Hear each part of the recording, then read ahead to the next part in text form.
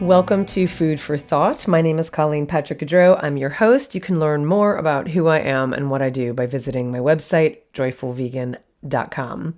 This episode of Food for Thought is brought to you by you, the listeners of this podcast. You can keep this podcast ad-free and show your support for it by becoming a supporter. You can go to joyfulvegan.com and look for the donate button, or you can go to patreon.com/Colleen Patrick-Goudreau, or just click on the links in the show notes and choose the level that's right for you at Patreon.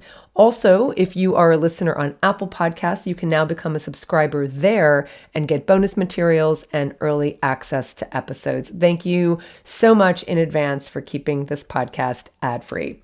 Today's episode is magnanimity. Question for you: how often have you used this word? How often do you use this word? How often do you think about how you can be more magnanimous in your life? How much have you thought about ways you can practice more magnanimity? I'm guessing not a lot as an answer to all of those questions. It's not that you are not magnanimous, it's that it is a virtue, a quality, a principle, an ethic that we don't talk about a lot and we don't think about a lot and we don't aspire to unless you do it and you're not aware that you're being magnanimous. And I think it's a shame. In fact, if you look at the Oxford English Dictionary records the frequency of use of a word, i.e. its popularity, right? And this word, magnanimity, is rare. Magnanimity as well as magnanimous, both as words, rank 4 on the scale of frequency, which is very low. And the scale of frequency means that the use of this word, magnanimity, occurs between 0.1 and 1 time per million words in modern written English. Now, does that mean that the virtue itself is rare? Or is it just that the word is rare, right? Maybe we're using another word to define this characteristic of magnanimity. I think maybe not. I think that possibly the practice of magnanimity, it has declined, and I want to talk about it. And I want to dedicate this hour to magnanimity and talk about what does it look like to make it top of mind, bring it back, right? Because I do think the infrequency of the word is reflecting the infrequency of the practice. And I think it's something we need desperately today. And so it's interesting if you look at the OED. Now, obviously, I'm talking about the OED online. And if you are not a subscriber to the OED, I highly recommend it. I still have the physical Oxford English Dictionary with a magnifying glass, because it used to be that you could get the Oxford English Dictionary and buy all the books. But if you didn't want a whole library of the OED, then you had a single volume, and that single volume required very small print, which requires a magnifying glass. However, having it online, having it all digital is so much better because, words change and we want to keep tracking the frequency of or the change in a word. And obviously you can do that more easily when you can update it and make it digital. So the digital version of the OED is, to me, just incredible. And I highly recommend it if you're interested in words at all, if you're interested in the English language at all. And one of the things they have in the tab of their frequency of the use is two graphs. They have a graph that shows the frequency of the use of words over time from 1750 to the present day. And then they have a second one that shows the frequency of use from 2017 to the present day. So in the second case, which reflects only 6 years, you see a steady line of infrequency in the use of the word magnanimity. So, 6 years from 2017 to the present day, and it's a pretty steady line of infrequency. It shows a little bump here and there, but it's mostly no change. In the first graph, which is really interesting, you can see a steady climb from 1750 to 1800.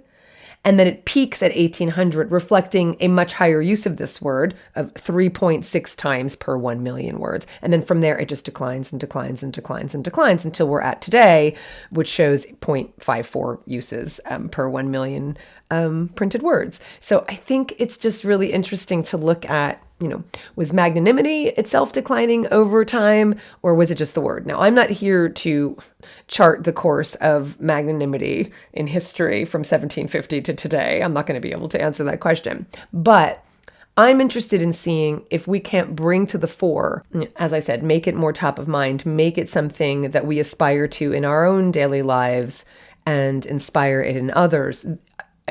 It's such an incredible virtue, and that's why I'm dedicating this episode to it. And I want to see if you agree. Now, what the heck does it mean to be magnanimous? Why am I even focusing on this? Now, the answer is because I'm always interested in pushing myself to be better, to live better, to treat others better. And I know you are too. My work has centered on compassion, a topic that is the foundation of everything I have done and every way I live in this world. And it's the topic of my next book. It's in the title of my next book. I'm writing my 8th book, which is called A Year of Compassion.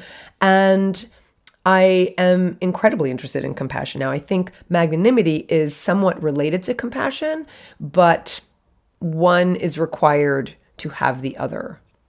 I'll unpack that more. And so I wanted to unpack this with you. I am intrigued by this virtue. I think it's an incredibly lofty virtue to be magnanimous. I think it's challenging for a lot of us to live magnanimously, and I think it comes more easily for some people than others. I don't think it comes easily for me. I'm going to tell you right now. I think compassion comes easily to me, but I don't think magnanimity comes easily to me. I'm not going to reveal all the ways I don't think it does, but I'm telling you that it is a virtue that I aspire to exercise in my life, that I have to cultivate. I think I have to cultivate compassion as well, but it's not easy. And so it's not easy, but it's not impossible. And it doesn't require us to be saints, to be compassionate, or to be magnanimous. It doesn't require that we attain nirvana to be magnanimous or compassionate. But I do think, I'll speak for myself, I think in aspiring to live as compassionately as possible and as magnanimously as possible, I feel like it pushes me in both cases to be better, to live from my highest place, to excel, or rather to live in excellence. And we're going to talk about that word excellence because it's related to magnanimity. Now, I'm remembering around the first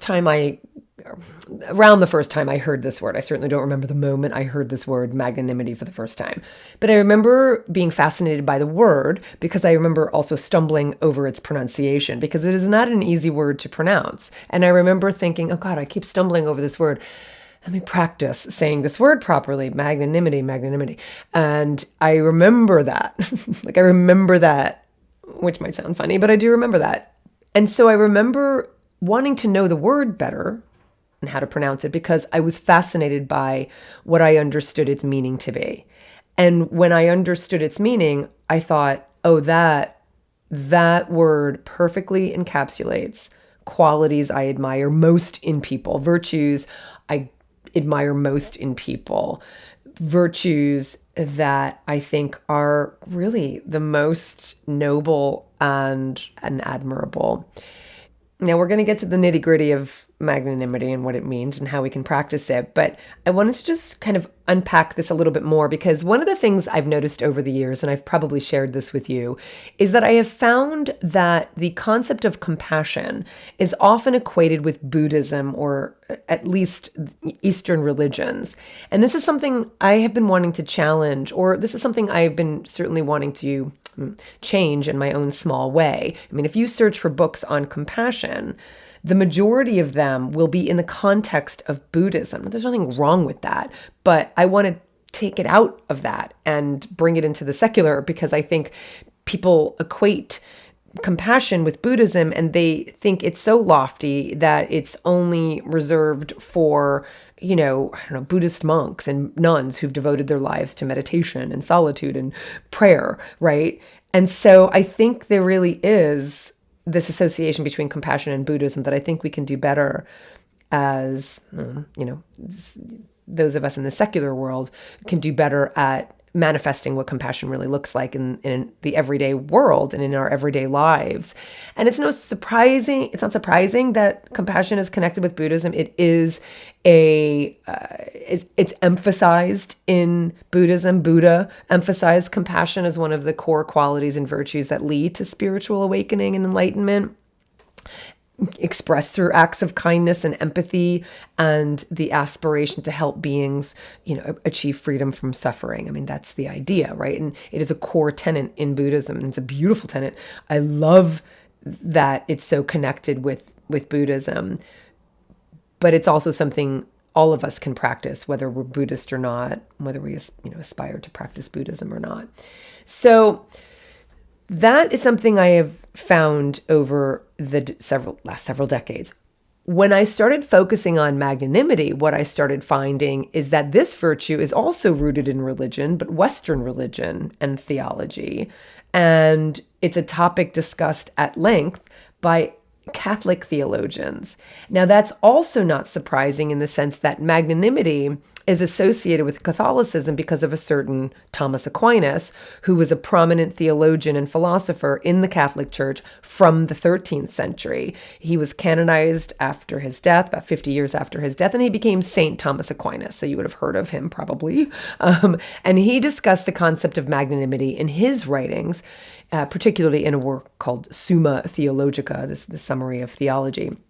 And it's considered one of the most influential works in Christian theology and philosophy and scholastic thought. Now, in both cases, whether we're talking about compassion or magnanimity, I think they both need to be extracted from their religious influences, only because I think that it's their ties to Buddhism and Christianity, respectively, that make them difficult for the average person to aspire to live by, because I think in both cases, I think they're perceived as being impossible to attain, impossible to live by, that only an enlightened person can truly be compassionate, right? And only a saint can be magnanimous. Now, maybe you don't associate magnanimity with anything at all. As I said, I think it is a word infrequently used. And I actually did a little test on my social media channels, and I asked people to tell me in their own words what magnanimity means to them and how they live, how they live by it in their own lives.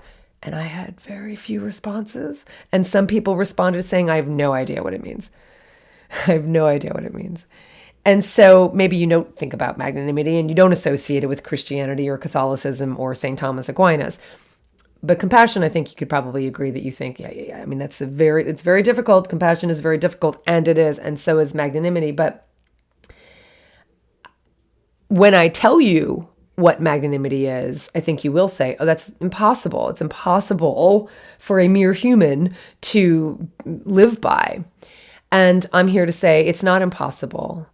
They both require cultivation in order to live by them, but I know that we have the capacity to do this if that's what we want, if that's what we desire.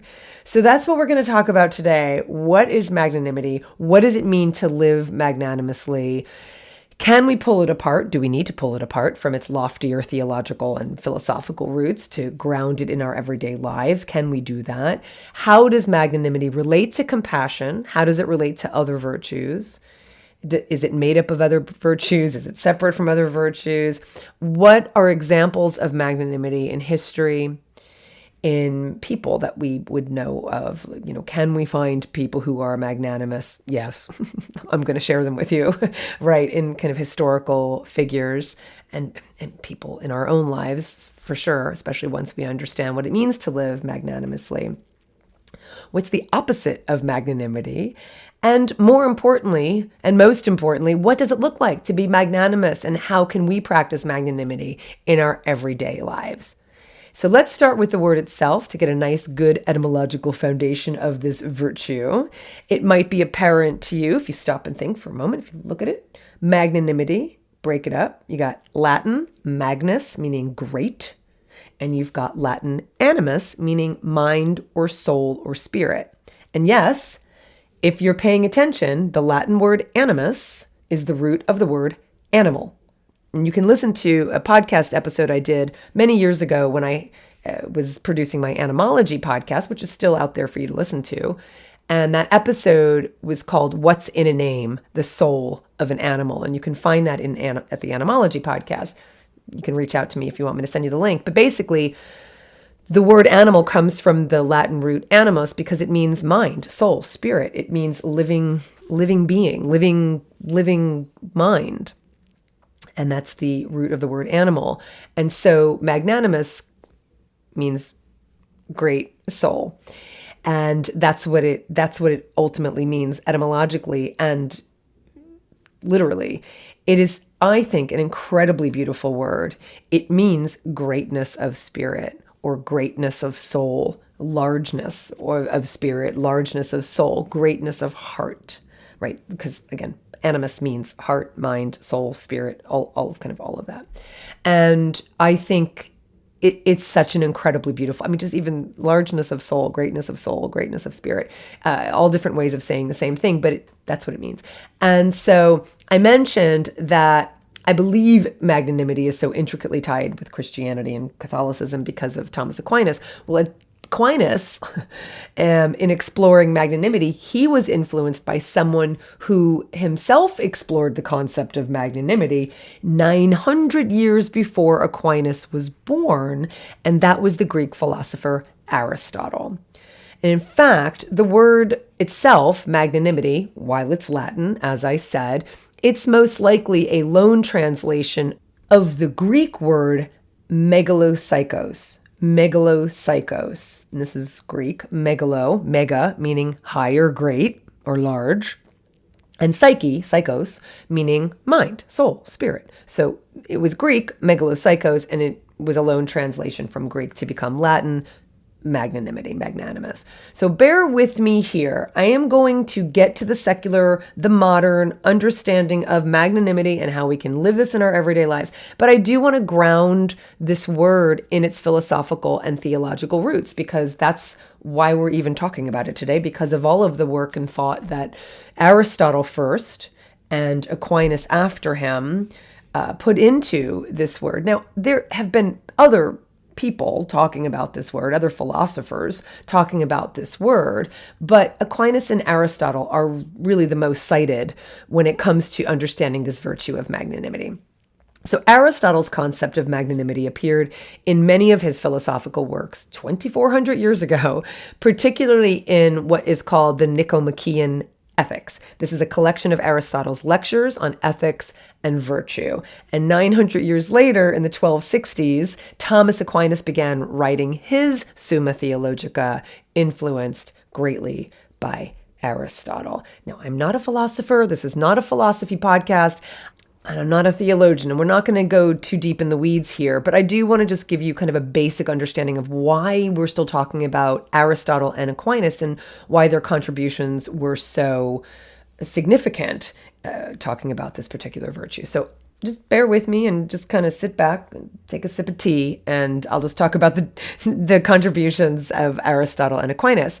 So Aristotle describes magnanimity as greatness of soul, as I mentioned, referencing the great deeds performed by what was mostly socially well-placed men who receive great honors, who have a deservedly high opinion of themselves, and thus know that they're deserving of great honors. So that's where he centered magnanimity, right? There's an element of pride in Aristotle's definition of magnanimity, being great, greatness of soul, greatness of mind. And for Aristotle, great deeds don't need to be performed in secret or with humility. They weren't performing the deeds in order to get accolades, but they don't have to be really humble about it. The performance of great deeds was really about manifesting the greatness of who you were. So it wasn't just about being boastful and prideful and being magnanimous. In order to be magnanimous, the man, it would mostly be men that he'd be talking about, he needed to be virtuous. He would perform great deeds, but he wouldn't be doing that just for external honors. He would be doing it because it is a reflection of the greatness of who he is, the excellence of who he is. And we're going to talk about that. So he wrote, and I think this kind of whittles it down a bit from the Aristotelian perspective, the accepted view of the magnanimous man, this is Aristotle's translated words, the accepted view of the magnanimous man is that his gait is measured, his voice deep, and his speech unhurried. For since he takes few things seriously, he is not excitable, and since he regards nothing as great, he's not highly strung. So in Aristotle's account of magnanimity, there's equanimity, there's balance. Magnanimity is located in the middle between two extremes of performing great deeds and knowing you're worthy of performing those great deeds, but not doing so just for honor or glory, okay? Now, Thomas Aquinas comes along, and he's interested in magnanimity as part of his exploration of ethics within the context of Christian theology, or even more specifically, Catholic theology, essentially integrating classical virtues, Aristotelian classical virtues, with Christian virtues. Now, where Aristotle emphasized a balanced self-worth in magnanimity, Aquinas amplifies the virtue of magnanimity by introducing humility. So the two, self-worth and humility, seem like they're opposite. I am worthy, I am great, and humility, it sounds like they juxtapose one another, but actually both are necessary for practicing magnanimity, according to Aquinas. So magnanimity disposes us to think well enough of ourselves to live up to our potential. And humility reminds us that we're just naturally endowed with certain virtues and abilities. It's not because we did anything special to deserve them, right? So for Aquinas, a truly magnanimous person performs great deeds that warrant great honors for which he knows he's worthy, but not because he is superior, but because he's just reflecting nature, and also for which he may not be rewarded or recognized. So if he is praised or rewarded, that's kind of a bonus, but he's not setting out to do it for honor and glory. Now, Aquinas cautions that humility, it's not about saying derogatory things about yourself or things that are not true. It's not about false modesty, right? It doesn't mean you're seeking flattery or reward. It's about kind of just knowing who you are. So intention plays a great role, which I talk about a lot, just kind of knowing that you're not doing this for reward. You're just doing it because you're reflecting the greatness of the virtues you've been endowed with, right? Okay, so those are the official kind of definitions from Aristotle and Aquinas. So if that feels too theoretical, I want to bring it down to the practical. What does it mean to live magnanimously? Now, I am not Aristotle and I am no Thomas Aquinas, but I will tell you how I understand it as we know it today, and kind of bringing in their definitions, bringing in their understandings. And so when I think about, if I wanted to kind of bring it down to like the most mundane understanding of this word and this virtue, I'm thinking back to when I was little and I would have a fight with my sister, with a friend at school. Maybe they did something mean, or my sister took something that wasn't hers, and I'm not friends with them anymore, and I don't want to. I'm going to get back at her, right, or whatever I said as a kid. And I'm thinking of adults saying to me, just, you need to be the bigger person, take the high road, right? That's what I think about, kind of just encapsulating what it means to be magnanimous, the idea of being the bigger person, right? The idea of largeness of spirit, magnanimity, greatness of spirit. It asks of us to reflect the highest parts of ourselves, to go higher, to reflect the most noble, the most virtuous, the most generous parts of ourselves, to act from that place, from our highest place.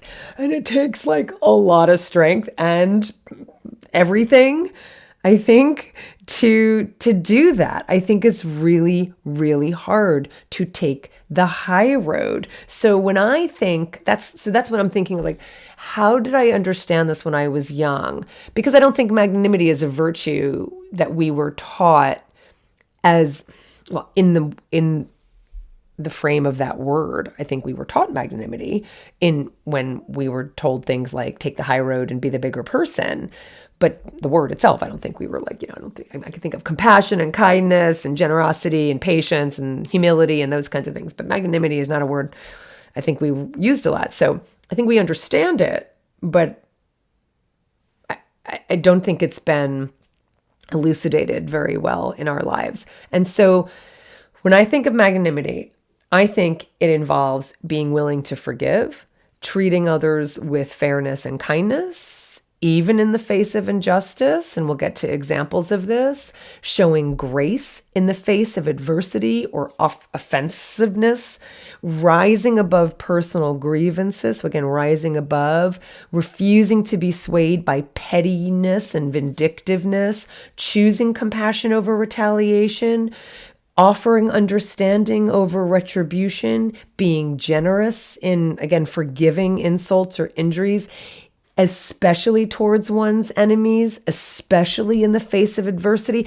I think that's the crux, is to be kind and generous and gracious and understanding precisely when we want to do the opposite, precisely when we want to save face, precisely when we want to be a bit, I don't know, vindictive is the word, but, when we think that someone has harmed us, it is the hardest time to rise above that and to show generosity. So magnanimity isn't just about being kind or patient or charitable.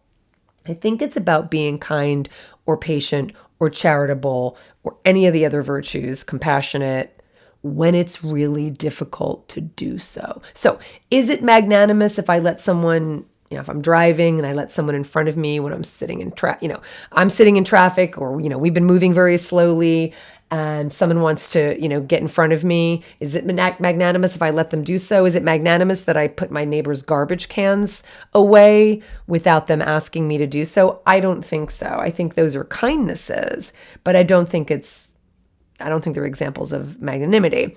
I think it's magnanimous if I let someone go in front of me in traffic when I'm in a rush, or when I'm in a bad mood, or impatient because of the traffic, or indignant because they cut me off earlier. Like, no, why should I let them in? I'm in a rush. They wouldn't do it for me, or they didn't let me in earlier, right? Letting them in under those circumstances, I think, is an example of an act of magnanimity. It's not necessarily magnanimous for me to bring in my neighbor's garbage cans, right? But what if I don't like my neighbor, or I feel slighted by them because of an altercation we had, or they didn't put mine away when I asked them, or they were rude, or whatever, right? It's an act of kindness to just put their cans away, but it's an act of magnanimity if what I really want to do is like, F you, you don't deserve it. You weren't nice to me. Why should I do it for you?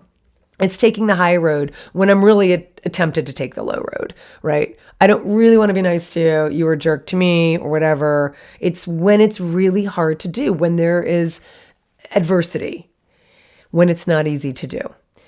And then the next part of that magnanimity is not telling anyone that I did something kind, right? That's part of where the humility comes in this definition of magnanimity. There's a lot to unpack here. Humility is in play when I'm doing something nice for someone, when it's hard to do, or when my ego is telling me not to do it. But humility is also not wanting any recognition for it. So this is how magnanimity works together with other virtues. It's not just one virtue, right? Patience is patience. Humility is humility. Understanding is understanding. Compassion is compassion. Generosity is all of these things are required for magnanimity to take place, for me to reflect magnanimity. It's not any one of these things, all of these things together: patience, humility, understanding, compassion, prudence, generosity, justice, self-control, courage. Aristotle called magnanimity the ornament to the other virtues, meaning it cannot exist without excellence in the other virtues: self-control, justice, prudence, compassion, right? Does that make sense? Now, so saying this, you're like, that's ridiculous. That's impossible. And I'm not under any delusion that it's easy to do. It is not. It is incredibly difficult. Some might even say impossible. But the reason I think it's not impossible is because we have had models for this kind of behavior. And so I thought what might be helpful is to look at some examples of magnanimous people in history, because I think magnanimity is one of those virtues, one of those values that might be hard to articulate, but we know it when we see it. And so I want to give some examples of people who I think, exemplify magnanimity and use them as models in our minds when we think of how we can be magnanimous ourselves. Now, first, I'm going to start with an example of magnanimity that tends to be used as an example, but it's a pretty heavy one, and it's certainly not something that you and I, hopefully, have experienced in our everyday lives, and that is displaying magnanimity when it comes to war. One form of magnanimity is the generosity of the victor to the defeated. And this typically happens during wartime. Now, we can see many examples of this historically, and I'm going to talk about some of them. But let's talk about this in the context of our own lives, because most of us are not in positions to determine the outcomes of war or the negotiations in terms of surrender, right? But in our own civilian lives, being magnanimous in combat could be as mundane as being a gracious winner if you're playing a game of Monopoly, right? Or a game of tennis, right? Not rubbing it in your opponent's face or gloating or bragging when you're winning or when you've won, or any kind of competition. So showing magnanimity when you're winning, any kind of sport you might be involved in. It could be tennis, it could be basketball, it could be whatever competitive sport you might be involved in. Or it could be having an argument or a debate with someone. So same thing, not acting grandiose or arrogant about a subject you know more about, or if you've proven with evidence that you're right about a thing, about a debate you're having with someone, not rubbing it in someone else's face and making them feel bad, right? So those are ways, I think there are a lot of examples of that. And I think there are a lot of opportunities in our own lives when we're interacting with others where we can practice magnanimity when it comes to competition. So on a grander, more historical scale, let's look at magnanimity as it relates to warfare. Now, there is a line, well, there's several lines. There's a chapter in the Tao Te Ching. You've heard me quote the Tao Te Ching before. And I think this particular chapter perfectly encapsulates what I think of when I think of magnanimity of the victor over the defeated. And I've always been really moved by this particular chapter. This is chapter 10. Weapons are the tools of violence. All decent men detest them. Weapons are the tools of fear. A decent man will avoid them, except in the direst necessity, and if compelled, will use them only with the utmost restraint. Peace is his highest value. If the peace has been shattered, how can he be content? His enemies are not demons, but human beings like himself. He doesn't wish them personal harm, nor does he rejoice in victory. How could he rejoice in victory and delight in the slaughter of men? He enters a battle gravely, with sorrow and with great compassion, as if he were attending a funeral. That has always moved me. And even though I am not someone who is, confronted by war, thank goodness, I do think that idea of being gracious to our opponent, being gracious to someone who believes something differently than me, there's so many ways in our lives that we experience victory over defeat. So I've just always been really moved by that. And I think that really perfectly encapsulates what it means to be magnanimous in cases of and situations of, opposition with someone else. So someone, a historical figure, I think epitomizes magnanimity. And I kept saying it over and over and over when I was reading his biography, and I highly recommend reading his biography, is Ulysses S. Grant. I've probably mentioned it on this podcast before. The biography I'm talking about is by Ron Chernow, and it's called Grant. And I found Grant to be an incredible human being. I found him to be an incredibly magnanimous human being. And while I do not think it's impossible to live a life of magnanimity, and I do think it comes more easily to some people and their personalities than others, I do think it's something we can cultivate, but I do think it was something that was inherent in Grant's just being and personality. So I was incredibly moved by him in so many ways and for so many reasons. Now, the most obvious example of Grant's magnanimity that I think you would see a lot of people cite was his treatment of Lee when Lee surrendered at Appomattox on April 9th, 1865, effectively ending the U.S. Civil War. And Grant allowed Confederate officers to keep their sidearms and their horses, a gesture that went beyond the standard terms of surrender. He provided food rations for the starving Confederate army.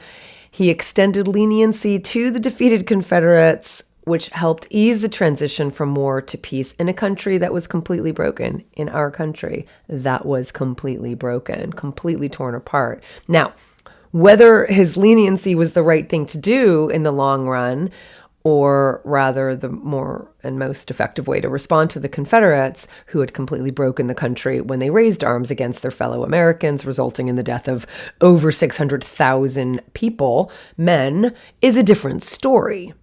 But Grant's magnanimity, his humanity, was apparent in his treatment of Lee and the Confederate soldiers. I mean, these were unconditional terms of surrender.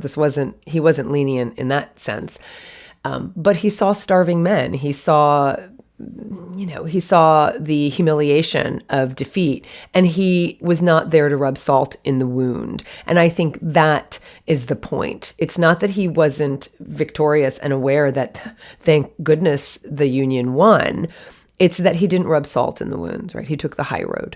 And so his terms also, they were aimed at fostering reconciliation and avoiding further animosity. He wasn't there to rub salt in the wounds, as I said. So I can think of a million examples of Grant's magnanimity. That's the biggest one. Another one was really the example of how and why he was appointed commander of the Union Army in the first place. His military successes and his strategic skills certainly caught the eye of Lincoln and other Union leaders, but it was his humility and his magnanimity that I think played an even larger role. Well, larger role, I don't know, but it definitely played a role because before Lincoln settled on Grant as the commander of the Union armies, Lincoln had gone through, oh my God, I don't know, like a dozen generals, and all of them were just interested in how they could benefit, in how they would find glory or some kind of rise in the ranks. They were ambitious. They were looking out for themselves, and they would just kind of get a victory and they'd be like, yeah, we're done for now. We're just going to kind of rest on these laurels because, oh, and by the way, can you please promote me? It was so common over and over and over again.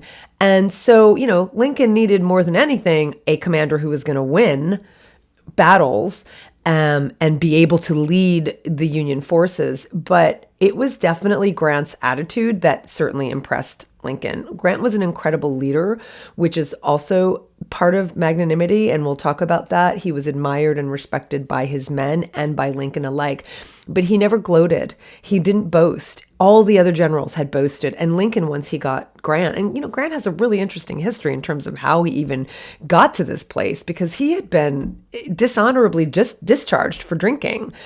And it was a big deal. The fact he was at his lowest point when he was in California. He was actually stationed in California, and he was at his lowest point. And I think one of the things that's really endearing about Grant, and one of the reasons he drank, because I know that's one of the reputations that lingers about Grant, but one of the reasons he would drink is when he was separate from his wife, when he was away from his wife. He loved his wife so much and loved being with her. And he was at his most stable when he was in her presence. So when he was not with her, that's when he tended to drink. And so he was at his lowest point when he was in California, and he was dishonorably discharged because of drinking. So the fact that he even rose to become the commander of the Union Army is incredible in itself. And it wasn't because of boasting, and it wasn't because of ambition, which I think is really interesting. So even that alone, just like who he was and how he displayed himself with humility, but also he knew he was good at what he did. That's why I love bringing up Aristotle's definition, because he knew he could do it. He knew he could do it, but he didn't do it for the honors. Whereas so many of these other generals, they did it for the glory and they did it for the honors. Whereas Grant would accomplish, have these accomplishments, have these wins, have these victories, and he knew he was capable of it, but he didn't boast. He was also humble. Really amazing combination, especially for someone who's like leading an army. So it was incredible. So during the Civil War, so that was how he became the commander of the army. But during the Civil War, one aspect of his leadership was his commitment to utilizing African American troops in the Union forces. I mean, it was an incredibly magnanimous act. Some generals were doing it, but not all. As we know, the Emancipation Proclamation issued by Lincoln in 1863, it paved the way for the recruitment of African American soldiers. It didn't abolish slavery completely. It would take to the end of the war for that to happen. But that Emancipation Proclamation enabled and empowered many Northern Blacks who really wanted to fight for the Union to be able to fight.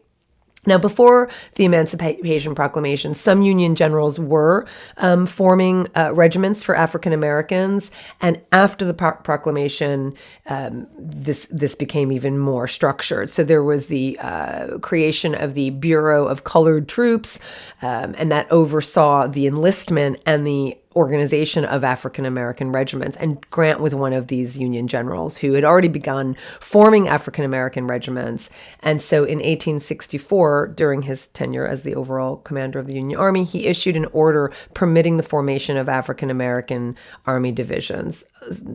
Again, a lot of leaders, a lot of commanders did not want this, but he was adamant about it. He was absolutely adamant about it.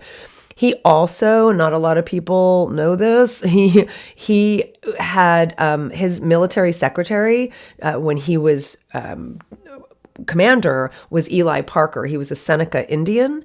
And then when he became president, he appointed him to his presidential staff during his first term. So Parker was the first Native American to hold the position of Commissioner of Indian Affairs, and that was during Grant's presidency. So there's a lot to say about Grant and his enforcement of civil rights when he was general-in-chief of the armies, because that's what he became after after the war ended, before Lincoln was killed, and remained the general-in-chief of the armies when Johnson was president. One of the worst things that ever happened to this country was Lincoln being murdered, and Johnson, this rabid, racist narcissist, having been the vice president, unfortunately, who took over, obviously, when Lincoln was killed. But Grant remained the general-in-chief of the armies during that time, and he did a lot to transition to peacetime. That was what his role was during Johnson's presidency. But when he became president, he sent federal troops to ensure that the rights of African Americans were protected in the South, because there was the rise of the Ku Klux Klan at that time. And his fighting against the rise of the Ku Klux Klan paved the way for the formation of the Justice Department that we still have today. He did not like Johnson. Johnson did not like him. And he was still magnanimous as he transitioned to power, because Johnson had only one term. He was a one-term president. And when Grant won, obviously, the transition of power is an incredibly delicate, important part of the democratic process. And Grant, Johnson hated Grant. Well, they didn't like each other at all. But Johnson didn't attend the inauguration, which, that's what a grown-up does, is even though you lost, you show up and you congratulate the victor. But Johnson did not. He did not show up for the inauguration, and Grant still remained dignified in his treatment of Johnson. So just there, he showed so much magnanimity while he was president. So don't forget, this was when this was the Republican Party during this time was, he was a Republican. Lincoln was Republican. And then during his presidency, he appointed Democrats and individuals with differing political views to various positions, just like Lincoln had done, emphasizing a desire to have a more inclusive government. These are all acts of magnanimity and so much more. But his treatment of Lee during the surrender is often cited as a great act of magnanimity in history.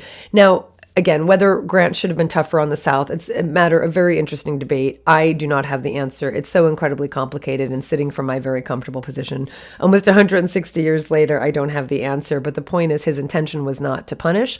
His intention was to unite and to foster peace. He enters a battle gravely with sorrow and great compassion. His enemies are not demons, but human beings like himself. He does not wish them personal harm, nor does he rejoice in victory. How could he rejoice in victory and delight in the slaughter of men? I think that is just a perfect example of that. Returning to our Tao Te Ching and those same lines I just read, using that as a frame for magnanimity in the context of war, we have another leader who displayed magnanimity in a different war, and this was World War II, and this is Winston Churchill. He actually says it overtly in a 10-word summary that he wrote, and he wrote, "In war, resolution. In defeat, defiance.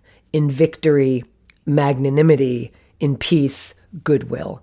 And so he understood what it meant to be magnanimous in victory, and certainly was that during the transition, again, after World War II and after the Allies defeated the Axis powers, particularly Germany and Japan. By then, Russia had moved over to the Allies.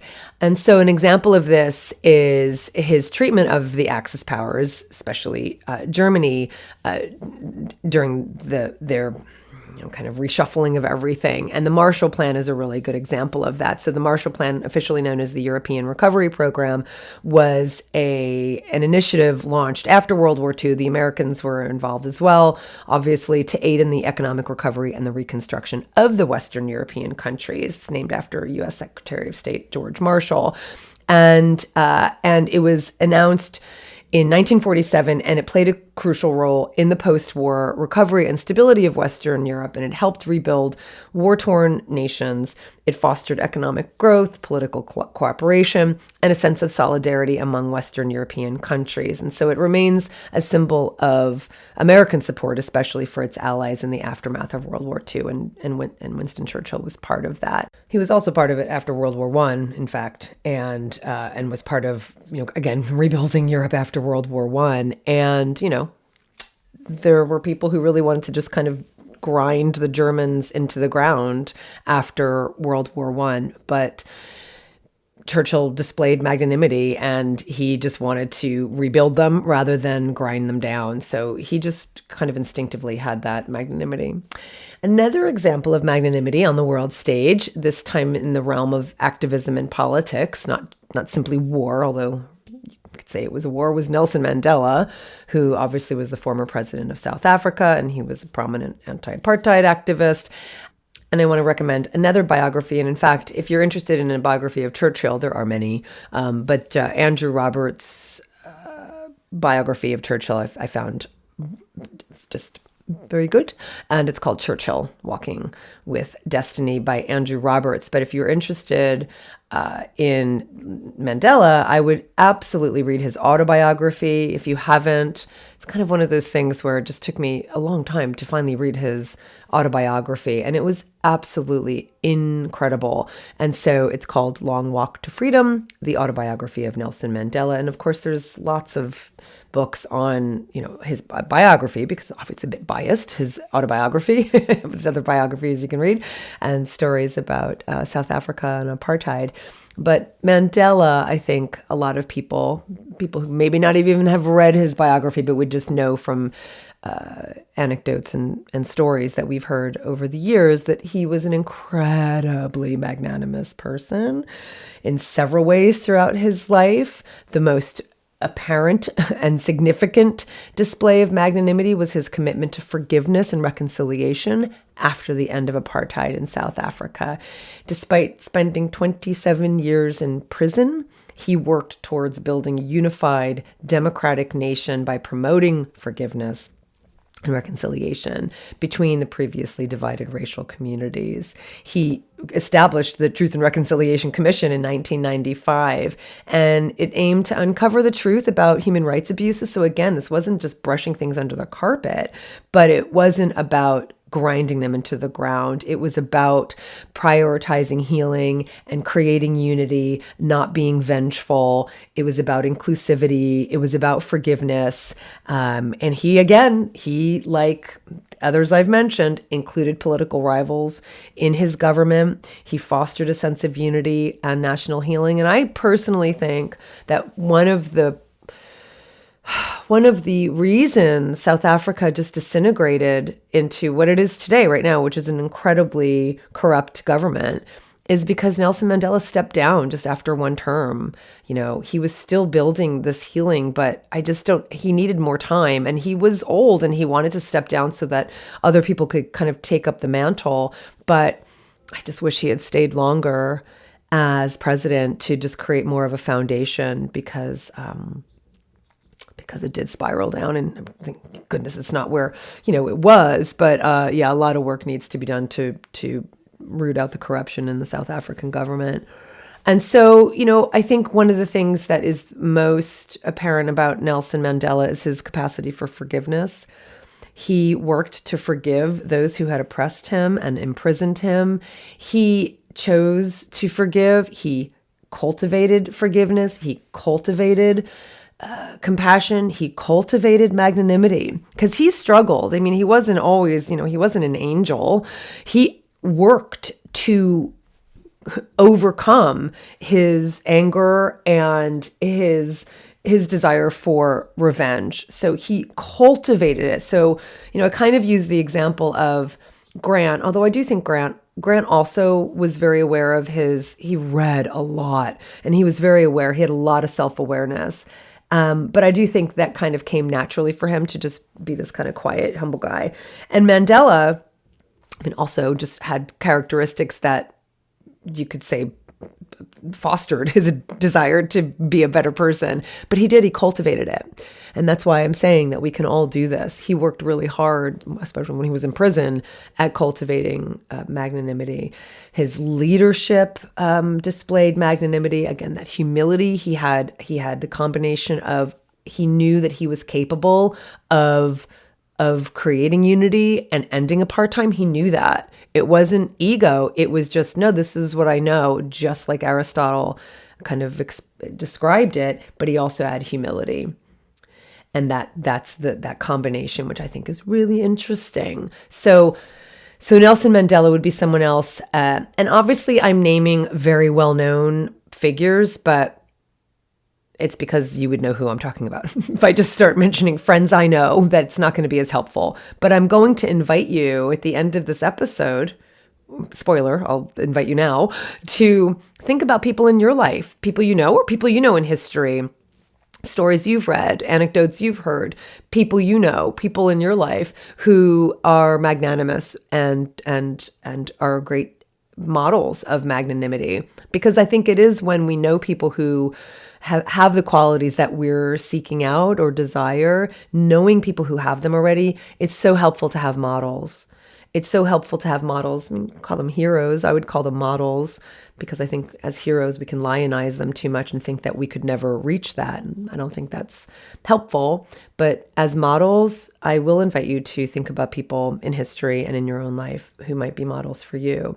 So another very well-known figure, I skipped him going right to Mandela, but I'm going to come back to Abraham Lincoln, because he is absolutely an example of someone who lived magnanimously.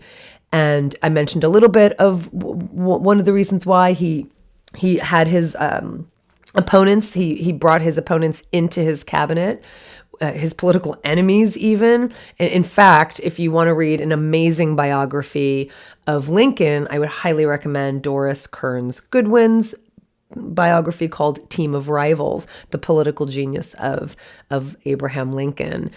And she gives examples of this. I mean, it's in the name, it's in the title.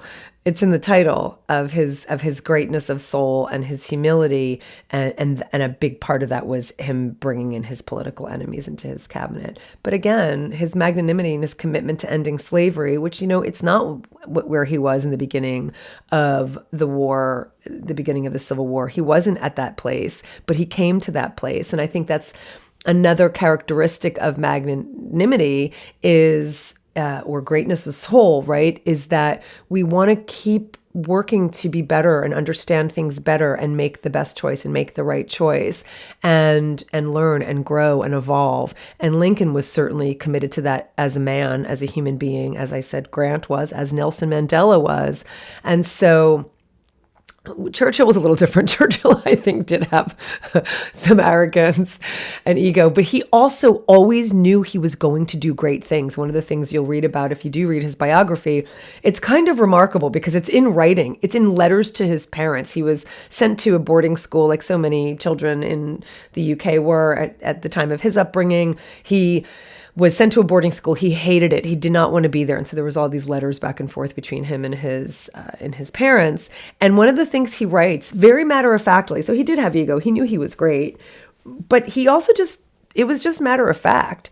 He actually said when he was like 10 that he was going to do great things and he was going to save the country. He was going to save England from a great despot. Like he saw it, he predicted it. Anyway, so the point is, this is why it's so important that part of magnanimity that we already talked about is just, it is about knowing who you are. And going back to that C.S. Lewis quote, like everyone you meet is an incredible, extraordinary person, as are you. And so it doesn't serve anyone for you to play small.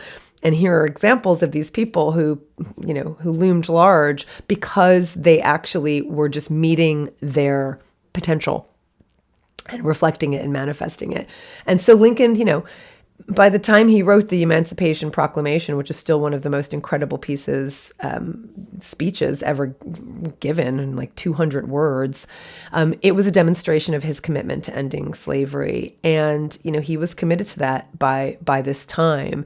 And the Gettysburg Address is an example of, again, promoting national unity. If you listen to the Emancipation Proclamation or read it, you'll see that he's even being magnanimous to the Confederates who did this horrible thing. Again, 600,000 men were killed, and it was awful, but he's still magnanimous. He is not vindictive, and you can hear it in his words. He's even using the word nation. This is something that's really apparent when you read it. He uses the word nation when he's talking about unity of this country rather than using the word union, because that's obviously triggering because you've got the Union, you've got the Confederacy. So even using the word nation was his way of saying, I'm not here to trigger you. And I'm not here to say like, the union of this country is just the North. I'm here to say it's all of us. It's this whole nation. It's this whole country. So, you can hear magnanimity in the Emancipation Proclamation, in addition to the, all men are created equal part of it. And then the Gettysburg Address as well. He is trying to promote national unity and national healing. And you can hear that in the Gettysburg Address. And you can also hear it in the second inaugural address. This was 4 years into this bloody war and just days away from the ending of the war. And he's still speaking of binding up wounds and showing charity to all and achieving a peace, a lasting peace. His emphasis on malice toward none and charity for all. How do you get more magnanimous than that? I don't know. And so again, along with Grant, he was interested in not grinding the Confederate soldiers into the ground. He did not pursue punitive measures. He advocated for more lenient and forgiving policy. Again, whether that was the right thing to do. All I know is that the nation was completely broken and they weren't looking to find more ways to break it. They wanted to repair it. And so that was coming from this place of magnanimity. So pretty incredible person,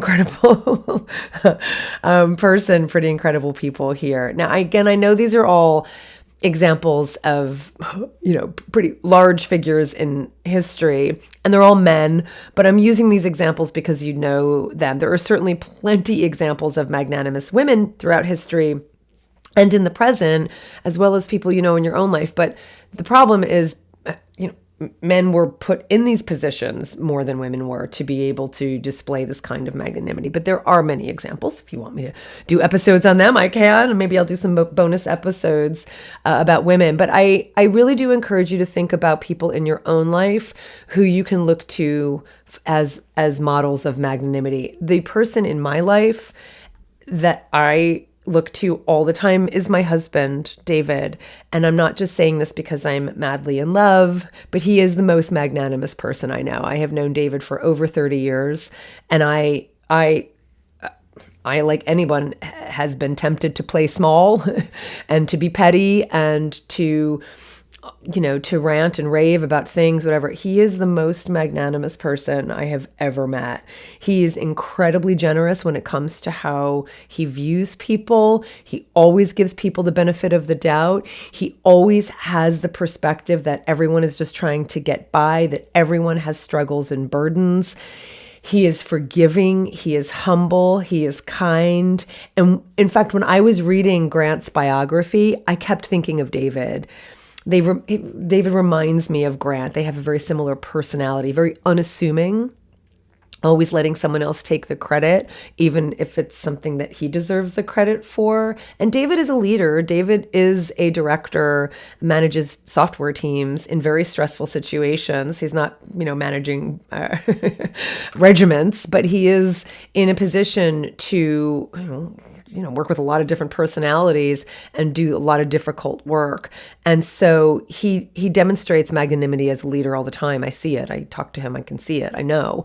I can see how he talks about people and about the people he works with or has worked with. And I see it in how he interacts with friends, people, strangers all the time. He exemplifies these values and magnanimity specifically, not just once in a while, but all the time, and not just when it's easy to do, but all the time, and especially when it's hard. So he's someone I look to. If you want to look to David too, you can. Some of you know him, but he is incredible. And so he's someone I look to as a model. And, I'm very grateful to live with someone who makes me a better person, but I also look to it. I want to be a better person. And so here I am. I just realized that something we hadn't talked about, that I mentioned the C.S. Lewis quote because I thought I had already brought it up. This is a really important part of magnanimity. So I'm gonna actually mention the thing I said I already mentioned but hadn't. So this is what's really interesting about magnanimity. And again, forgive me, I alluded to this, but I hadn't talked about it yet. And this, I think, is what separates magnanimity from, just being kind and generous and patient and humble. It's very interesting because, remember, it's called largeness of soul, greatness of spirit. And this is what I mean when I say that men were mostly given these, they were in positions to be able to display their greatness of soul because women were so often not able to. How frustrating, right? So one aspect of magnanimity that I think makes it unique is the concept of excellence.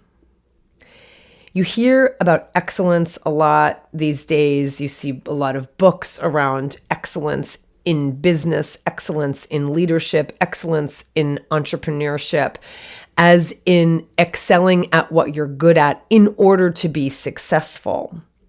Nothing wrong with pursuing excellence, but magnanimity is indeed about striving for, or I would say reflecting excellence, but in a different way, not as a means to an end, success, wealth, power, glory, but as an end in itself. Being excellent is the end, is the goal. right? So whereas you're going to go read your leadership books about how you can do this, and that to be excellent in leadership, to be excellent in business, what magnanimity is about is actually reflecting excellence as the end goal, right? So striving for excellence in your relationships, in your connections with others, as well as with yourself, who you are. It's reflecting excellence by sharing the gifts you have with the world, sharing what you have, your skills, what you have to give to the world with the world. That is magnanimity. It's magnanimous to recognize our excellence and manifest our excellence, our greatness, our largeness, because it's this greatness that also benefits others. Okay? This, I think, is key. So in Aristotle's Nicomachean Ethics, he says that what characterizes the magnanimous person is that they think of themselves in direct accordance with their worth. The fact that they're capable of great things. So I kind of alluded to this in the early an hour ago, Aristotle's definition. It is that they think of themselves according to their worth. I am worthy of greatness because I have the characteristics to be great. Okay. That's not ego. It's just, that's the way it is. And so he describes the magnanimous person as the one who aims at great acts of virtue and one who attempts great things worthy of honor. But the person attempts and achieves great things because they are appropriate expressions of the excellence he or she has, not because she's or he is trying to attain glory or because they're craving affirmation from others, but because it is an appropriate expression of the excellence that you already have. So an Aristotelian vision of a magnanimous person is one who considers himself or herself worthy of doing great things, a person who has a sense of personal dignity, that to be human is to be more than just, I think if you would read about it, someone would say, you're human, you're not an animal. I'll say you're human, you're not a vegetable, right? The idea is that you can do great things. You are capable of doing great things, more than like an apple will be able to do, other than making me very happy and giving me my vitamin C. But so the idea is that to be human is to have a rational mind, to have freedom, to have a heart, to have dignity, to have a choice, to be called to do great things. There's no place for small-mindedness. There's no place for small-heartedness. There's no place for smallness. And this is the quote that I alluded to that I hadn't read to you yet. And it's just absolutely brilliant. And I hope you take this away. And if you are a supporter at $10 and above, you get the transcripts for all of the podcasts. You'll get the written transcript here. So something C.S. Lewis wrote, I think, characterizes this really beautifully. He reminds us that there are no ordinary people, that there are no mere mortals, because each person's destiny will lead to immortal horror or everlasting splendor. So I'm going to read the quote that he wrote.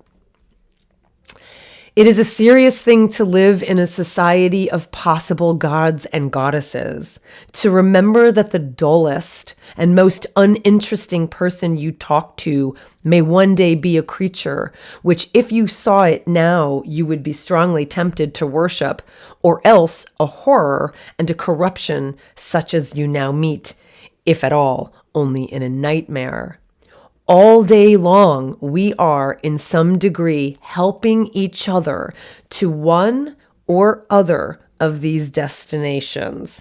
It is in the light of these overwhelming possibilities, it is with the awe and circumspection proper to them, that we should conduct all our dealings with one another, all friendships, all loves, all play, all politics. There are no ordinary people. You have never talked to a mere mortal. Think that is so incredibly powerful, because it is our interactions with one another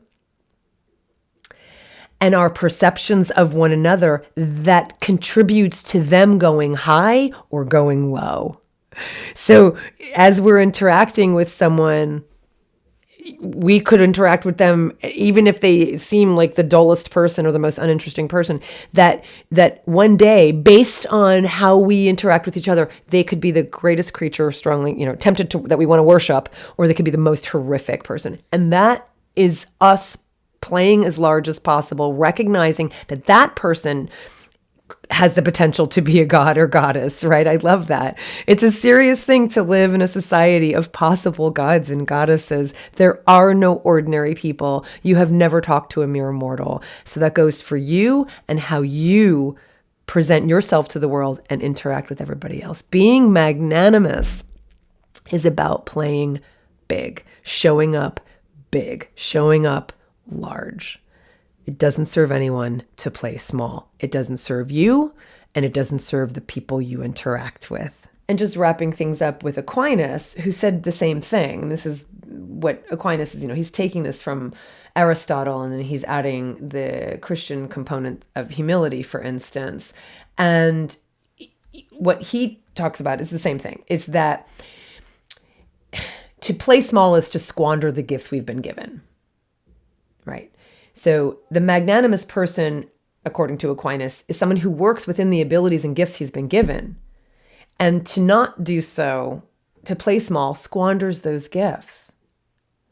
So we achieve greatness when we bring out the greatness in others, right? So this idea of what C.S. Lewis was saying, when we play large, when we realize our greatness, we make it possible for others to realize theirs. When we don't realize our greatness, we are actually making it impossible or difficult to help bring out greatness in others. So I've talked before about this idea of playing small, that it doesn't serve anyone for you to play small. And so we have the opposite of magnanimity, which is pusillanimity.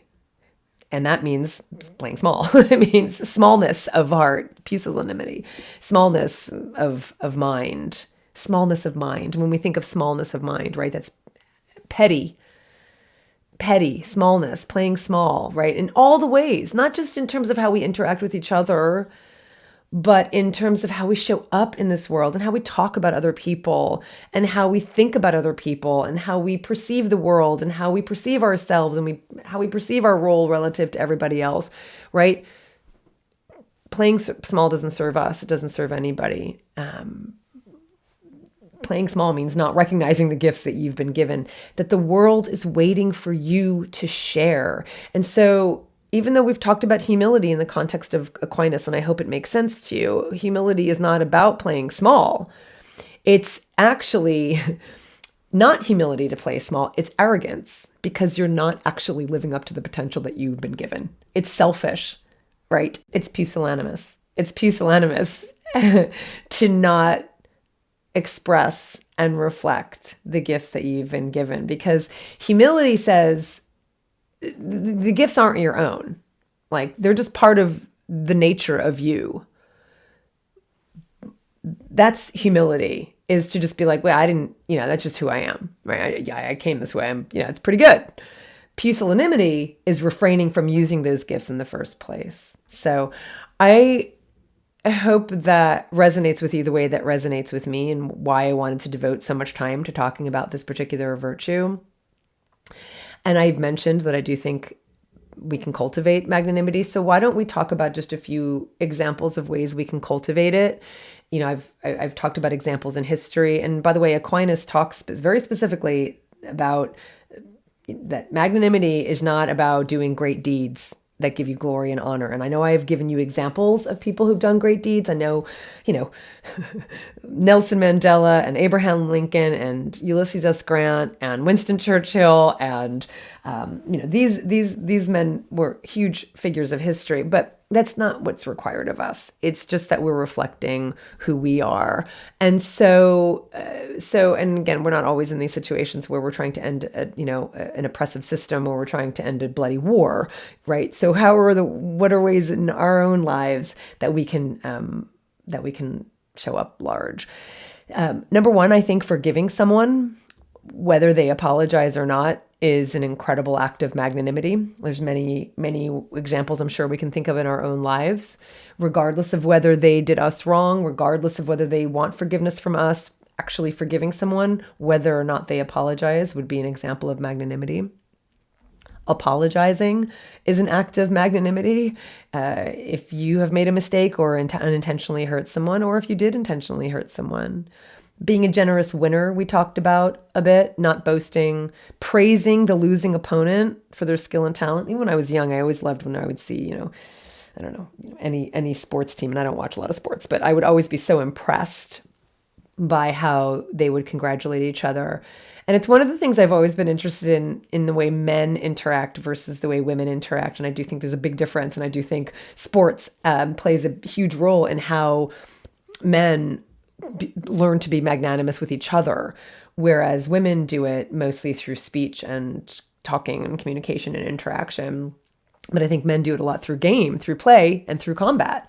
And so I think there's more opportunities for men to have been magnanimous in these historical contexts or, in these athletic contexts. But I think those are examples, and we can apply them to our own lives, even if we're not in competition in an athletic context. So for instance, if we are working with people, whether we're an entrepreneur and there's, no matter what, you're going to have people competing in the field that you're in, right? And so examples of being magnanimous in those contexts, let's say you're a social media presence or influencer or whatever, and there's someone who has more followers than you or more likes than you, and you're doing the same work. That's an example where you can actually show magnanimity. Number one, not being jealous of them, not being envious of their success, looking at their success with curiosity about how you might learn from them, curiosity instead of envy, but also praising them, praising people who you do consider your competition, whether at work or again on social media, whatever it is, whatever context in our own lives that we can map this onto, as an example of magnanimity. So giving sincere compliments to people you work with, whether it's their appearance, it could be their work, their character. How often do we say to someone, I think you're just a really magnanimous person, or whatever we think about that person. I am so impressed with your ability to be calm in stressful situations. Hey, I've watched you and I am trying to model my behavior on yours, because I'm so impressed with how patient and kind I've seen you be to other people. How often do we compliment each other's character? Other than the people we're really close with and we really love, but even those circumstances, I think we could always do better. Celebrating the achievements and the successes of friends and colleagues, right? So if someone gets a promotion that you wanted and they didn't get it, and you didn't get it yet, now, praising them and celebrating their achievements, whatever we can do to promote positivity and lift someone else up. That's what I mean about, magnanimity. We make others great when we show up great. Not retaliating is such an obvious one, but it's done every day in our lives that without us realizing it, we might not think of ourselves as vengeful people. But the example of letting someone in traffic, I think, is a good one, because it's very easy to say, no, they didn't let me in just a minute ago. I needed them and they didn't do it. It's so easy to do that. So magnanimity is saying, okay, fine, whatever, I'm just gonna let them in. Maybe they were in a rush, maybe whatever, just again, giving them the benefit of the doubt, not taking things personally, because most of the time it's not about us. Most of the time it's not about us. As I said, giving them the benefit of the doubt. People are always they're just going about their lives trying to get through the day. So not taking things personally is incredibly magnanimous and incredibly humble as well. Giving more than you have. We didn't talk about charitable giving, but it doesn't have to just be money, but just it's magnanimous to say, I have something I can give you that would benefit you. I know that there's charity, but magnanimity, again, as I said, it's when it's difficult to do. So maybe you can give a little bit more and sacrifice and not have, Starbucks coffee for a month every day the way you've been doing it, because you decided to give a little bit more to someone who needs it more than you do. That's magnanimity. Not making people feel bad. There's definitely ways, and so much of it is ego. I think about in my own life ways I could have done better. Kind of making a point about something. You want someone to know that they hurt you. right? That's a real example of self-control, and magnanimity is not bringing up something that you know might make them feel bad because you want them to know that they made you feel bad. And then, just kind of bearing misfortune with calm. It's just kind of, going through situations, recognizing what you can learn from them, coming out stronger from them. Again, this idea of when things are harder, we go higher, though that's an example of magnanimity, not just endurance, right? And so the reason I just think it's so important to talk about magnanimity, I think we just live in this world filled with discord and division. And as I said, I don't think it's a word we're using. I don't think it's a virtue that we're practicing. And I know for me, I am committed to practicing it. I think it is a noble quality. I think it's a noble virtue. I don't think we talk about virtue a lot. I think it is a virtue, and I think it is a noble one. I think it's really hard and it takes a lot of strength of character to practice it, but I think it's absolutely worth it. I've been practicing it. I've been trying, when I recognize okay, how do I want to behave in this moment? Am I acting magnanimously? I've been doing it and it feels really good. And so those are some questions we can ask, am I willing to forgive? Am I willing to let go of this grudge or this resentment? Do I genuinely appreciate and celebrate the success and achievements of others, even when they surpass my own? Am I open to helping others without expecting anything in return? Can I gracefully accept criticism and feedback, using it as an opportunity for personal growth? Do I practice patience and understanding when dealing with people who have differing viewpoints or who make mistakes? Who just make mistakes, right? Or who made mistakes in the past, period, question mark.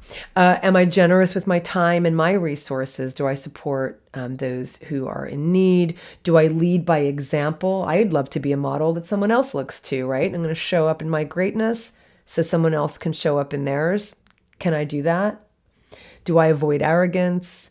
Do I avoid putting an excessive focus on self-importance, wanting my own accolades, right? Am I willing to admit when I'm wrong? Do I apologize when I've made a mistake? Do I promote harmony and cooperation in my communities, in my relationships? I think one part of that, one thing we can really tell about someone's character is how they talk about other people when those people aren't around. I think it's how we talk about other people when those people are around is one way that we can display a really large character, greatness of spirit, greatness of soul, but also how we talk about other people when they're not around. And I don't just mean gossip, but that is one aspect. There's been times an example of where I practice magnanimity, consciously, is when I want to say something about someone who I love. They're my friend, but they did something that was a little oh God, can you believe this? And I want to share that story. Let's say with David, it's a safe place. It doesn't really reflect, it's not they didn't do anything horrible, but can you believe this? They did this kind of thing. And it kind of makes them look a little silly, but it's unnecessary because the only reason I'm telling that story is to just make me look large and them small. And so those are examples. It's not just what we do, it's what we don't do. It's not just what we say, it's what we don't say. And so holding back from saying something that would make me look better and make someone else look smaller, right? And so let's make this the word of the year next year. It's too late for this year. But let's make this the word of the year next year. I mean, the only way the way words become words of the year is if they're in writing. So I don't know, write blog posts, write articles, write op-eds, but express magnanimity in your own life. Let's live as magnanimously as possible. Let's bring out the best for those in our lives, in our community, in our family, in our friends, in our neighborhood, in our city, in our country, in our world, in our species, in our human beingness. So may you show largeness of spirit and greatness of soul by showing up, playing large, not playing small, and being as magnanimous as possible. And I want to hear what you think about this episode. If you're still listening, I'd love to know if it resonates with you and what your takeaways might be. Remember, if you are a Patreon supporter, at $10 a month, That's it. Just $10 a month and above, you get the written transcripts. And there's lots of other levels you can join at to show your support to keep this podcast ad-free and to keep it going. So for the animals, this is Colleen Patrick-Goudreau. Thanks for listening.